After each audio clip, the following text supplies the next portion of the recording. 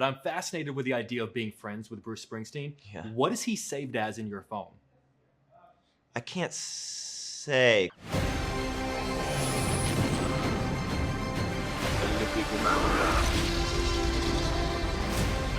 Where we're going, we don't need roads. Jeremy, good to see you again, man. Hey, Thank you good for to taking see the you. time. Of course, man. I know Bruce made himself available to you. You became friends. He would visit the set. But I'm really curious as an actor, the details about him that you really wanted to figure out on your own. What's the difference between something about him that you would call him and ask about versus something that you would say, you know what, I'm an actor. I got to figure this out by myself.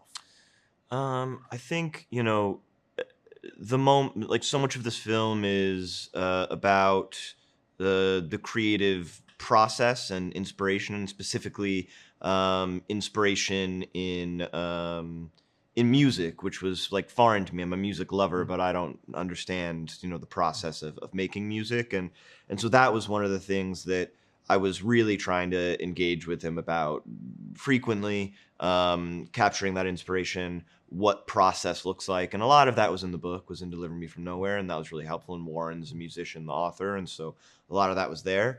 And there was a lot of information about his sort of like mental state during the time, also in the book. But I did feel like that was kind of a journey I had to go on alone in trying to capture that state, the reasoning. That was all stuff that I felt like I was on my own with. Yeah. This is a ridiculous follow-up, but I'm fascinated with the idea of being friends with Bruce Springsteen. Yeah. What is he saved as in your phone?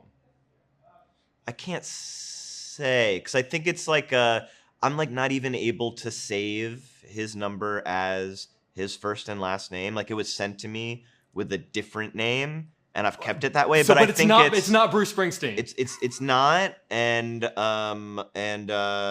and yeah, I don't want to spoil it. I don't know if it's like a name he uses for other things and stuff like that, but it is not Bruce Springsteen. Yes. Do you have me saved as Jake Hamilton, or do you have a nickname like Big Jake? Like I'm trying to think. All the times we hang out. Chicago Jake. Chicago Jake. There we Exactly. go. Well done. Yeah. Well done.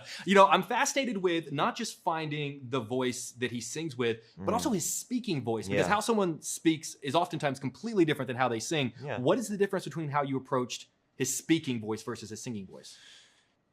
There is a rhythm in his speech pattern, and I was trying to, find as much footage as I could of him during that period of time, which is, before Born in the USA. There is like a lot of concert footage and stuff like that, but there's not as much sort of like interview stuff as you might think. After Born in the USA, kind of, global stardom, and there's a lot more footage on him. But at that time, it was a little bit harder to find. But I was trying to find the rhythm of his voice. And then, he didn't quite have the same gravel that he does today, when he was a younger man. But there was, like, really a rasp to it. And I remembered very early on, I was recording Born in the USA. Or not very early on, but a week before filming, I was recording Born in the USA. And I completely lost my voice. And after 3 days, it kind of started to come back, but I loved the way it sounded. And so to try and capture that, I spent a lot of mornings. I was renting this spot in Hoboken, and I was renting a house where all the houses are connected. It was like townhouses, but every morning I would get up very early and I would yell really loud into like a pillow to try and recapture some of that rasp.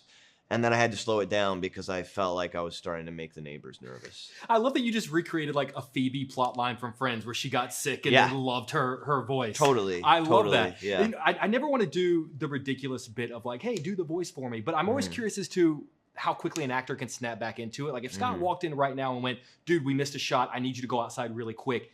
Is it as easy as, okay, I got you and you can snap back into it? Or would you need a moment to kind of figure it out again?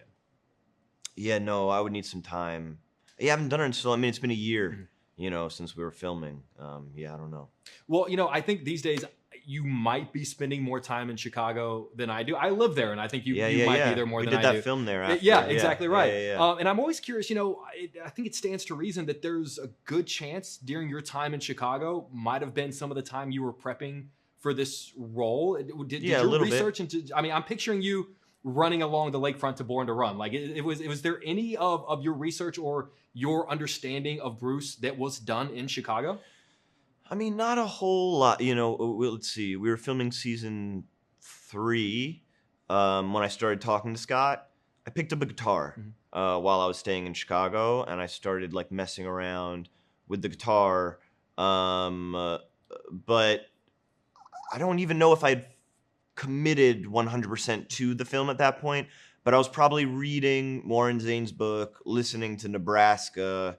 And I did have a guitar with me, and Eben, who knows how to play guitar, would come around and mess with the guitar and might have shown me a couple things. But I probably only had like a month of overlap, and then I had about 5 months after finishing that to prepare to shoot the movie. 5 months. That makes no fucking sense. It wasn't a whole lot of time. I mean, it's like, it's a nice amount of time, but I would always like more. Yeah. Well, I can't imagine what else you could have possibly done, dude. Yeah. I love you. Chicago loves you. Appreciate You're always you. unbelievably kind to me, man. And thank you for being so kind to our city. Yeah, We of course. I love love you, it there. Good to Yeah. see you, Good.